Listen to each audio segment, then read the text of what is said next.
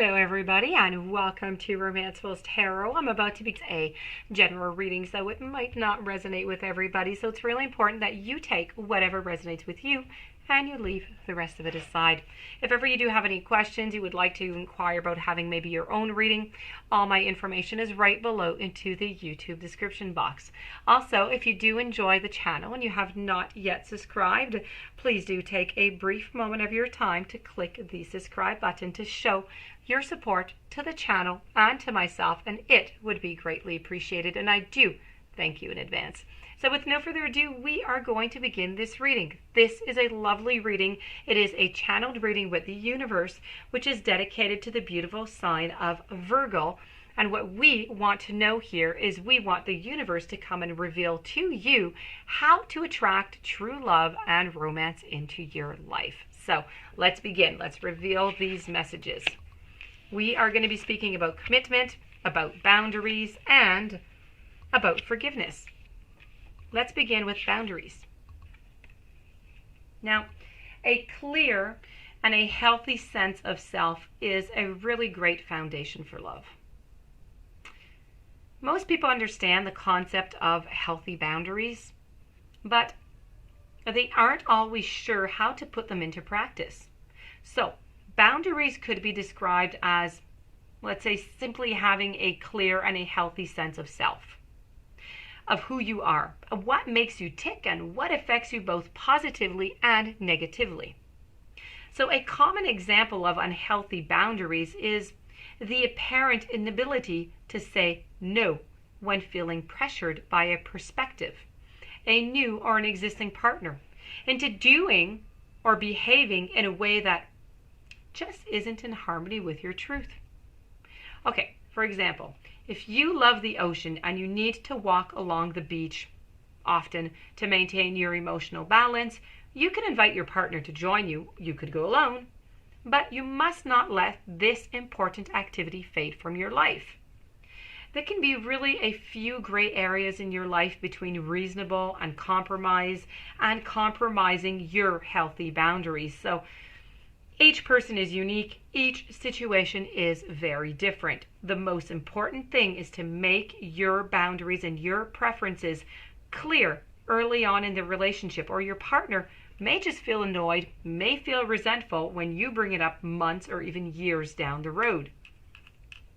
So it really is, in an existing relationship, it's important to communicate your feelings, your needs, your preferences by owning them yourself. So what you could say maybe to, your partner about walking on the beach, something that you like to do, I need time to myself, every day. So from now on, I'm going to go to the beach once a week on my own. Well, there you go. So you see, this is a much more constructive than you never want to go to the beach. It's almost impossible to drag you down there. You've ruined that pleasure for me and I'm going to get it back. That sounds awful. So let's not go down that road. So what I'm trying to say, it's really the way about how you say things, how you respect your boundaries, how you respect yourself, how you can have yourself respected also and keep everything into balance. So it's really a time for you to look at the way that you have set your personal boundaries in the past as well as into the present. Just take a gentle look at, what these boundaries have created for you in your life so far, and maybe resolve to reset them whenever necessary. Ask your angels, ask your guides to support you in communicating, but more lovingly and in a clearer form from now on. Moving on over now to commitment. A healthy commitment is that unshakable bedrock of a loving, of a secure relationship. When you truly commit to being in a loving relationship, you actually create another living entity. There's you, there's your partner, and then there's the relationship. And you are going to have commitments to yourself, commitments to your partner, and commitments to the relationship. So all three of these elements are going to need ongoing love, ongoing attention, and ongoing nurturing. Naturally, it's really important to consider what you are committing yourself to, and it's imperative to commit to loving the person as they appear to you in the present moment. Not how you think they should be once you knock them into shape, let's say. It is vital that you see through these delusions as well as the temptation to diminish potentially stressful habits or circumstances. Now, in an existing relationship beset by problems, it is important to commit. Commit to your own health, commit to your well-being first. And once you're feeling more balanced, you are going to have more positive energy to share. Commitment, it can be a prison, or it can be the key to freedom and to great personal growth. You have received this message today because your angels and your guides, they are reminding you to commit, or maybe recommit to your own happiness before you begin a new relationship, or that you even attempt to revive the one that you're currently involved in. So true commitment is not about trying to get more from the other person or signing any contracts, that hang that legal threat. No. The unhealthy commitments of trying to change or rescue someone, also, they become a draining obligation in which no one can truly be happy. So when you are ready to commit, when you're ready to commit to your life and who you need to be, an appropriate love match is going to appear with a commitment that is going to be simply equal to its own. And so we're going to finalize this with forgiveness. And this is really about forgiving yourself. Okay, I'm going to give you a little mantra in a few moments here. So when you forgive yourself and others, you are going to create more space for light and love to flow in. Now, the quickest and the simplest way to reconnect with your greater sense of personal worth and to let more love into your life is to forgive yourself, but not partially. Forgive yourself completely. You don't even have to know what you're forgiving yourself for.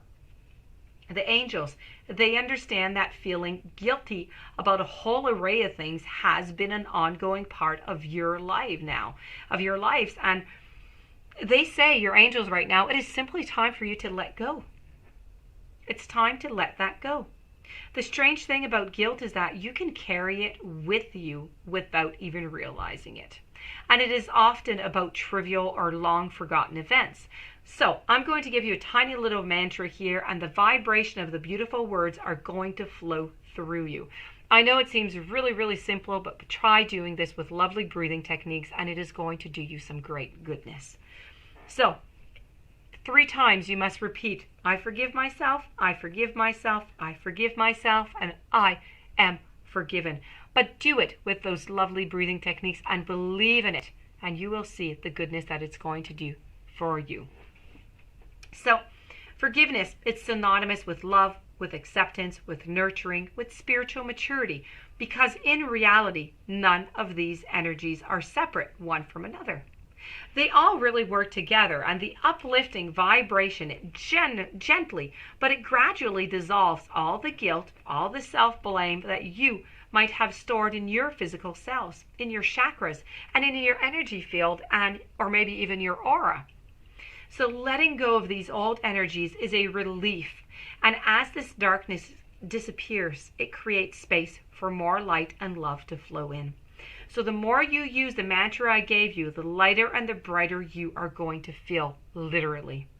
Most people think that forgiveness is about forgiving someone else, but when you start with self-forgiveness, you quickly feel more lovable, and you find it much easier to accept others and forgive willingly what you need to. So this is going to create space in your life for more joy and a deeper personal connection. And this, my dear friends, does conclude your beautiful reading with the universe. I do hope that you enjoyed. I do hope that it brought you some interesting perspectives to look upon. If you do have any questions, you would like to contact me, you may do so.